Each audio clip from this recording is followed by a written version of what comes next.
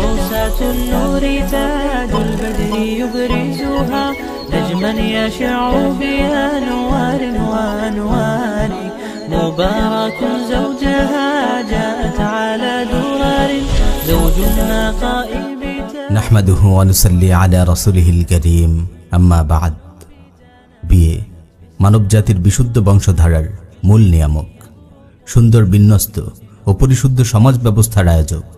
বিয়ে নারী পুরুষের পবিত্র, পরিচ্ছন্ন ও ভারসাম্যপূর্ণ বন্ধনের নাম।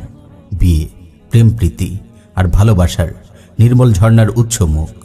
বিয়ের মাধ্যমে গোড়াপত্তন হয় সভ্য সমাজের প্রথম মৌলিক প্রতিষ্ঠান পরিবারের।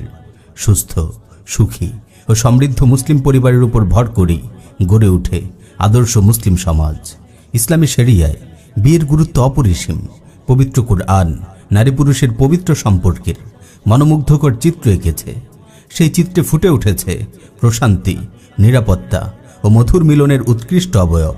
আল্লাহ তাআলা বলেন, ওয়ামিন আয়াতিহি আন খালাকা লাকুম মিন আনফুসিকুম আজওয়াজা লিতাসকুনু ইলাইহা ওয়া জাআলা বাইনাকুম মাওয়াদ্দাতাও ওয়া রাহমাহ।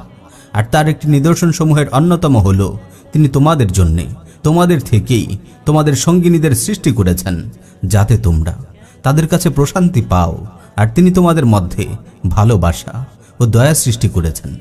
বিয়ে দুটি মনের মিলন, দুটি পরিবারের মিলন, দুটি বংশধারার মিলন। আল্লাহ তাআলা বিয়ের মাধ্যমে দুটি অস্থির মনের মাঝে সৃষ্টি করে দেন এক অনুপম বন্ধন, যেন তারা একে অপরের মাঝে সুখ, শান্তি ও স্থিরতা খুঁজে পায়। নারী পুরুষ উভয়ই পরস্পরের মধুর পবিত্র সান্নিধ্যে গিয়ে খুঁজে পায় এক নতুন জগতের সন্ধান। এই জগৎ অনুপম আস্থা ও বিশ্বাসের, নিষ্ঠাপূর্ণ প্রেম ও ভালোবাসার। ইসলামে পুরুষের জন্য সবচেয়ে বড় নিয়ামত হল নেককার স্ত্রী। পবিত্র স্ত্রীর মাঝে পুরুষ খুঁজে পায় এক অপার্থিব প্রশান্তি, যার সামনে পৃথিবীর যাবতীয় দুঃখ কষ্ট তার কাছে তুচ্ছ হয়ে ওঠে। রাসূল সাল্লাল্লাহু আলাইহি ওয়াসাল্লাম সত্যই বলেছেন, আদ-দুনিয়া মাতা' ওয়া খায়রু মাতা'id দুনিয়া আল মারআতুস সালিহা। দুনিয়ার সব কিছুই উপভোগের উপকরণ, আর দুনিয়ার সর্বোত্তম উপভোগ্য উপকরণ হলো পুণ্যবতী স্ত্রী। বিয়ের মাধ্যমে নারী পুরুষ উভয়ই লাভ করে একটি পবিত্র জীবন, বেঁচে থাকে সব অন্যায় অবিচার থেকে, পৃথিবীর বুকে রেখে যায় নিজের রক্তের প্রতিনিধি, নিজের বিশুদ্ধ বংশধর। পাশ্চাত্য সমাজ আজ বিয়ের নিয়ামত থেকে বঞ্চিত হয়ে পশু সমাজে পরিণত হয়েছে। ভেঙে পড়েছে তাদের পরিবার ব্যবস্থা, ধসে পড়েছে সমাজ কাঠামো।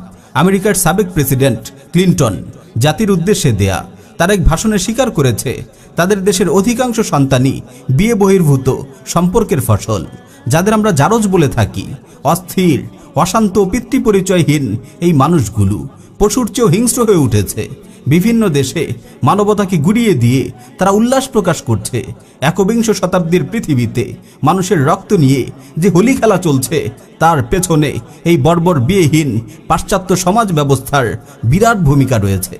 আল্লাহ তাআলা বিয়ের মাধ্যমে আমাদের যে নিয়ামত দান করেছেন, আমরা যেন তার যথাযথ মূল্যায়ন করি। জেনা, ব্যভিচার আর অশ্লীলতার চাষ করে আমরাও যেন এই পৃথিবীকে জাহান্নাম না বানাই এবং আখিরাতে নিজেদের জন্য দোজখের আগুন প্রজ্বলিত না করি। আল্লাহ তাআলা আমাদের হেফাজত করুন। আমিন।